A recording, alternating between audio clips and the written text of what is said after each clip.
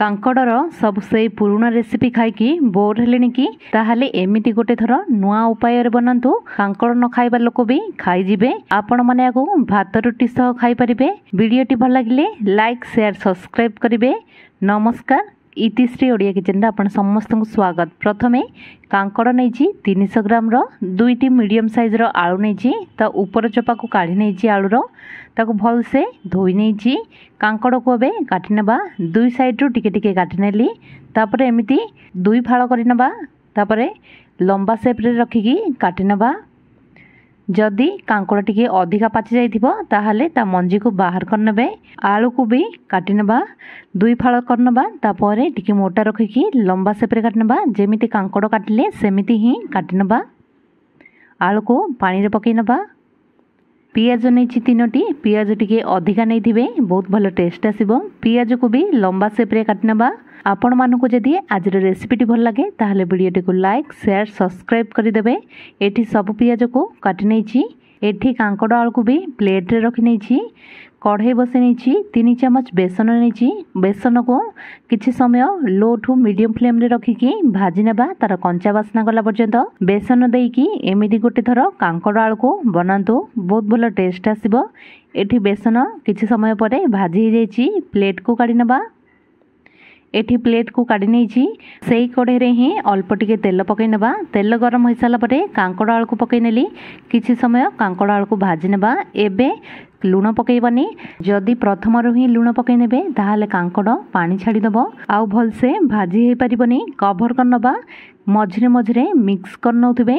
ଏଠି ଆମର କିଛି ସମୟ ପରେ କାଙ୍କଡ଼ ଆଳୁ ଭାଜି ହେଇଯାଇଛି, ଆଉ ବେଶୀ ଭାଜିବାନି। ଏବେ ଯେଉଁ ପିଆଜ କାଟି ରଖିଥିଲେ ପକାଇ ନେବା। ସ୍ୱାଦ ଅନୁସାରେ ଲୁଣ ପକାଇ ନେବା। ହାଫ୍ ଚାମଚ ହଳଦୀ ପାଉଡ଼ର ପକାଇ ନେବା। ମିଶାଇ ନେବା। ଏଠି ଭଲସେ ମିକ୍ସ କରି ନେଇଛି। କଭର୍ କରିନେବା। ପିଆଜକୁ ଟିକେ ସଫ୍ଟ କରିନେବା। ଏଠି 5 ମିନିଟ୍ ପରେ ପିଆଜ ବି ଟିକେ ସଫ୍ଟ ହୋଇଯାଇଛି। ଏବେ ପ୍ଲେଟ୍କୁ କାଢ଼ି ନେବା ସବୁକୁ। ସେଇ କଢ଼େଇରେ ହିଁ ଅଳ୍ପ ଟିକେ ତେଲ ପକାଇ ନେଲି। 5 ଫୁଟଣ 1 ଚାମଚ ପକାଇ ନେଲି। ଭୃଷଙ୍ଗ ପତ୍ର ପକାଇ ନେଲି। କଞ୍ଚା ଲଙ୍କା ପକାଇ ନେଲି। କିଛି ସମୟ ଭାଜି ନେବା। ଭାଜି ହେଇସାରିଲା ପରେ 2 ଚାମଚ ଅଦା ରସୁଣର ପେଷ୍ଟ ପକାଇ ନେଲି। ତାର କଞ୍ଚା ବାସ୍ନା ଗଲା ପର୍ଯ୍ୟନ୍ତ ଭାଜି ନେବା। ଏଠି ଅଦା ରସୁଣ ଭାଜି ହେଇଯାଇଛି। ଭାଜି ରଖିଥିବା ବେସନ ପକାଇ ନେବା। ଭଲସେ ମିଶାଇ ନେବା। ଏଠି ଭଲସେ ବେସନକୁ ମିଶାଇ ନେଇଛି। ଏବେ ଟମାଟର ପ୍ୟୁରି ପକାଇ ନେବା। ଏବେ କିଛି ଶୁଖିଲା ମସଲା ପକାଇ ନେବା। ହଳଦୀ ପାଉଡ଼ର, ଲାଲ ମିର୍ଚ ପାଉଡ଼ର, ଧନିଆ ପାଉଡ଼ର, ଜିରା ପାଉଡ଼ର, ଗରମ ମସଲା, ସ୍ୱାଦ ଅନୁସାରେ ଲୁଣ ପକାଇ ନେଲି। ଲୁଣ ଦେଖିକି ପକାଇବେ, ଭାଜିଲା ବେଳେ ବି ଲୁଣ ପକାଇଥିଲେ। ଏଠି ଭଲସେ ମିଶାଇ ନେଇଛି। ଟିକେ ଶୁଖିଲା ଲାଗୁଛି, ଅଳ୍ପ ଟିକେ ପାଣି ପକାଇ ନେଲି। ଭଲସେ ମିଶାଇ ନେବା। ଏଠି ଭଲସେ ମିଶାଇ ନେଇଛି। କଭର୍ କରିନେବା। ମସଲାରୁ ତେଲ ଅଲଗା ହେବାକୁ ଦେବା। ଏଠି 4 ରୁ 5 ମିନିଟ୍ ପରେ ମସଲାରୁ ତେଲ ଅଲଗା ହୋଇଯାଇଛି। ମସଲା ବି କଷି ହୋଇଯାଇଛି। ଏବେ ଭାଜି ରଖିଥିବା କାଙ୍କଡ଼ ଆଳୁ ପିଆଜକୁ ପକାଇ ନେଲି। ମିଶାଇ ନେବା ମସଲା ସହିତ ପରିବାକୁ। ଏଠି ଭଲସେ ମିଶାଇ ନେଇଛି। ପ୍ରଥମରୁ କାଙ୍କଡ଼ ଆଳୁ ଭାଜି ନେଇଥିଲେ, ଆଉ ଅଳ୍ପ ସମୟ ଲାଗିବ ଭାଜିବା ପାଇଁ। କଭର୍ କରିନେବା। ଆଉ କିଛି ସମୟ ଭାଜି ନେବା। ଏଠି 5 ରୁ 6 ମିନିଟ୍ ପରେ ଏଠି ପରିବା ସବୁ ସିଝି ଯାଇଛି। ଗୋଟେ ଥର ଭଲସେ ମିଶାଇ ନେବା। ଏମିତି ହିଁ ରହିବ, ଟିକେ ଲଟପଟିଆ ଟାଇପ୍ର।